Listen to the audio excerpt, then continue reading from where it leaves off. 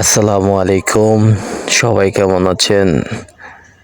আমাদের প্রিয় চাঁদপুরে এই ছোট্ট একটা বড়ি গাছে আলহামদুলিল্লাহ এত পরিমাণ বড়ি, টক মিষ্টি বড়ি হয়েছে। এই বড়ি গাছের নিচে ধরেন কিছুক্ষণ পর পর এক এক গ্রুপ এসে খায়, পাখি খায়। তো আমরাও আসলাম বড়ি খেতে। এই গাছের বড়িগুলো এত মজা যে বলার বাইরে, টক মিষ্টি। আর এই ছোট ছোট বড়ি, এগুলা টক মিষ্টি, মানে খেতে ভালো লাগে, কোনো কষ্ট নাই, দেশি বড়ি।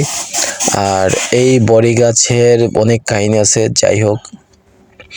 আর আমার এই ভিডিওটা যদি আপনাদের কাছে ভালো লাগে থাকে তাহলে অবশ্যই একটা লাইক এন্ড শেয়ার কমেন্ট করবেন, পাশে থাকবেন, সাবস্ক্রাইব করবেন ভুলবেন না, বেশি বেশি শেয়ার করবেন।